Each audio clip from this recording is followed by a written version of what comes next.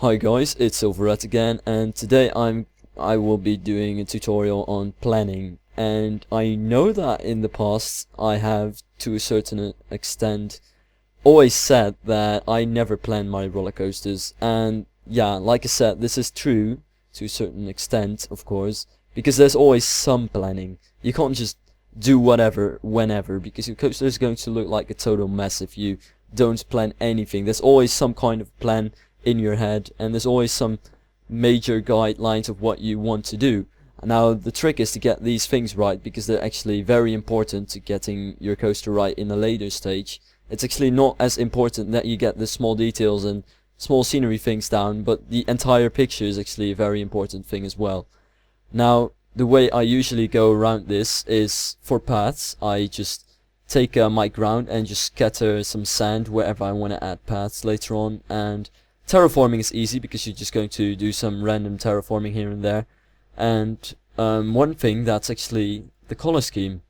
Now this actually gets easier the more coasters you build, because you just get used to the color schemes there are. I mean, every color scheme has been tried at some point in time. You can be fairly sure of that. Of course, there can't be any ridiculous color schemes like this one, for example, just some random colors. Nobody's ever done this before, but then again, it doesn't really look too great. You can be sure that all the good looking color schemes are already used. Of course, you can come up with some color schemes that are somewhat gimmicky but still look good. But one thing is that a color scheme has to fit with the theme of a coaster. Now, one thing I usually do to test the color scheme is I just build a few custom supports, just some test supports, to see what the color combinations look like that I want to test. So right here I'm just going to drop some random supports. Now this actually looks really good. I might actually stick with this color combination. I actually really like it.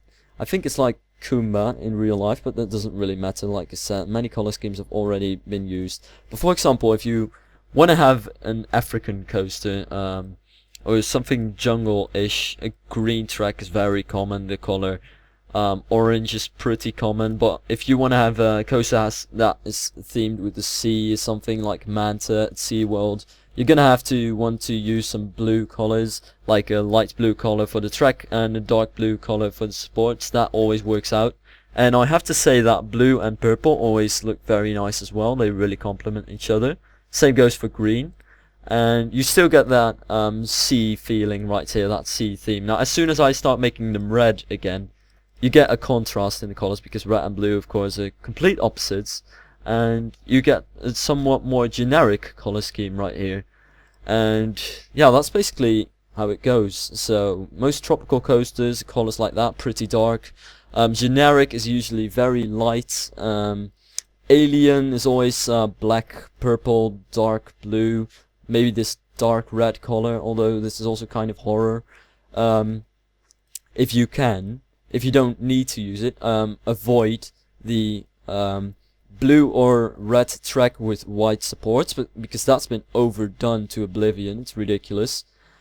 I'm talking about this color scheme right here. You see it a lot, and it gets boring after a while. So if you want to create a unique coaster, don't do this. If you want to recreate something or just make a generic coaster, you can do this, but this is a very overused thing. But I feel like doing that color scheme, which I just accidentally stumbled upon on the first try, which is just that blue with red. So I'm settled with that. It also complements, I don't know why, but it looks great with this light brownish I used for the walls right there. And right, then the next thing to do is some planning of the terraforming. Some very light planning, just planning of some terraforming next to the coaster. Now I feel like this is just a little trick, but I sometimes get comments on my videos of, why is there always a lake in your video? Now of course I lost that habit, which is a good thing, because you should always have a lake. But a lake is always a nice thing. I mean, not even necessarily for a splashdown. It's just some scenery interaction, just a change of scenery, which is also a tip I would like to give you. Again, just a small tip while playing this. Never have the same kind of scenery all over the place. Even if your coaster is on a mountain or something, or with no scenery other than the foliage, never have the same foliage and the same things all over the place. If you want to have a coaster just in the nature without any buildings or other scenery, then fine.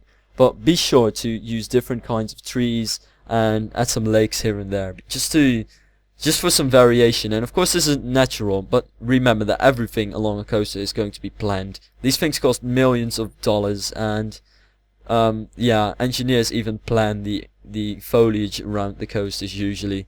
So always be sure to plan this as well, just because it's a realistic aspect of it.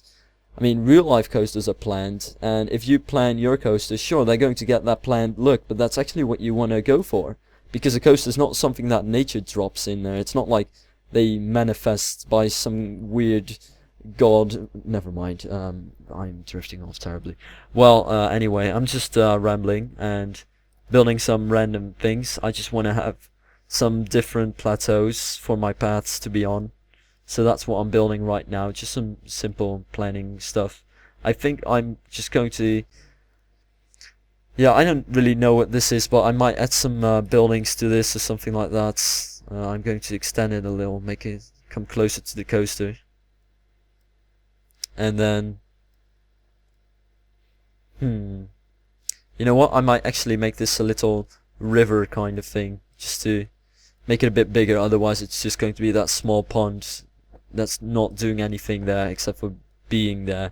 That's also a bit boring.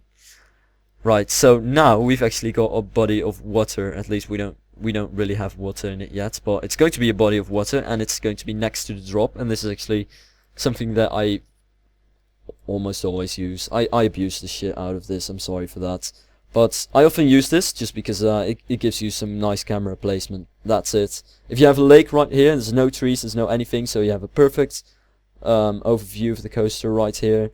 And same goes for here, and it's just nice. You can take nice shots using water.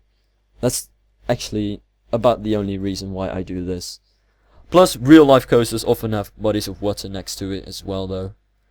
Right, so that's about it for the planning, to be honest. There's not really that much more to plan right here. Right, I need to lower this a bit though. You know what? No, I need to make this a bit higher. And I'm not sure how much I'm going to extend this, but I can always do that in a later stage. Remember, you don't really have to do everything yet. It's just some planning ahead, just for yourself. And I know I always used to think that I didn't need any planning, but if you plan ahead, really, your coasters are going to look better, because you can come up in your head with some ideas and you can save them, so to speak, on your map, and just next time you're on it, you're like, oh yeah, that's what I wanted to do. So you can still work in that same kind of workflow that you were in before you left the game. Right, so that's about that. I'm going to just add a little plateau right here so I can have some stairs. I want this to be just normal sea level, whatever level the usual ground is though. And I'm going to add some stairs in here.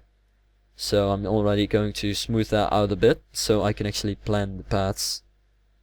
Right, so I know that I want to have some paths in here because I just built all that stuff right there. So, and then it'll go along this curve and have a thing on this. I don't know, I'm not sure what yet. I'm not sure what I'm going to add here yet, but I'm probably going to make it a wall made out of stone or something. And have an overview of the coaster and the little lake right here.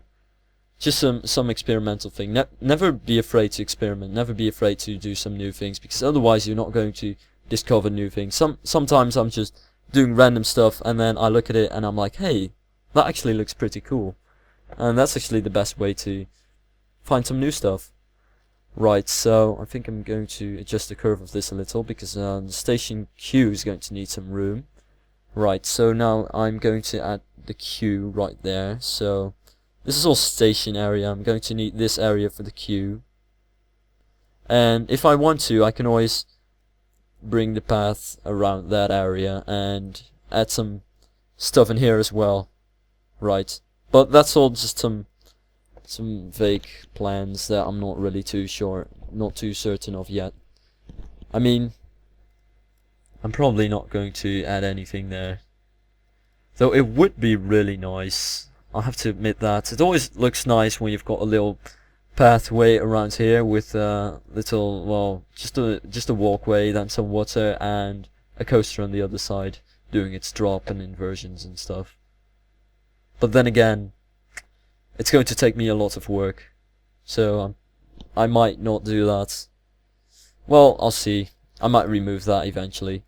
Right, so now I do want to finish the little water thingy, but then I'm finished for today though. So that's about it for the planning. You can already see where everything's going to be. There's going to be some buildings in here, probably. Station's going to be over here. The exit path is probably going to lead over here, I suppose. Though it could also go here. I'm not too sure of that. The queue is going to be here and come out here or there. And this will be a lake, which I want to finish today. So I'm going to do that real quick. Alright, if you're smoothing out, it's always handy to put this thing on 9, because otherwise it's going to take a lot of time, because the smoothing tool is a bit slow.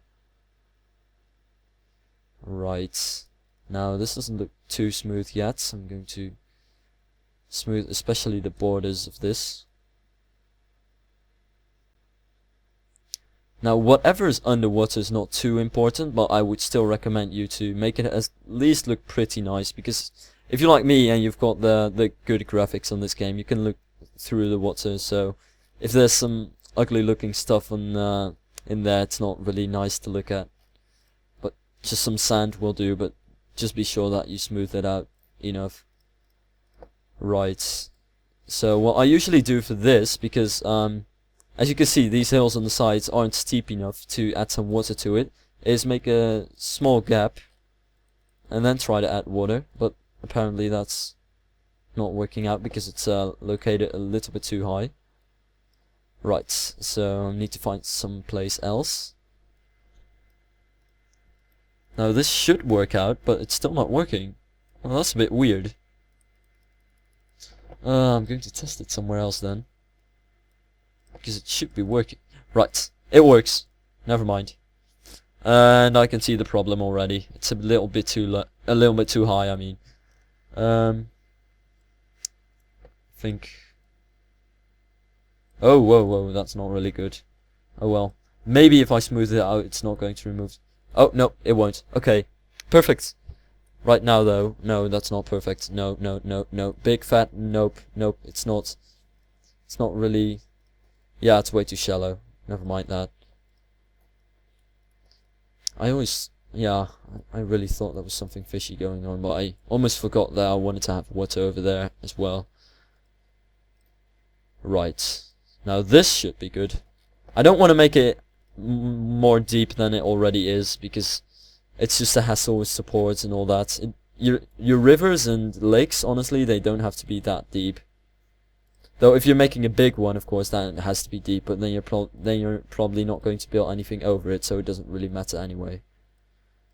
Right, so I usually use this tool and lower it a little, and this is perfect, and then smooth it out again. Right, so that's it for today, and you can see all the playing already, and in the next episode I'm going to start work on the station, so till then.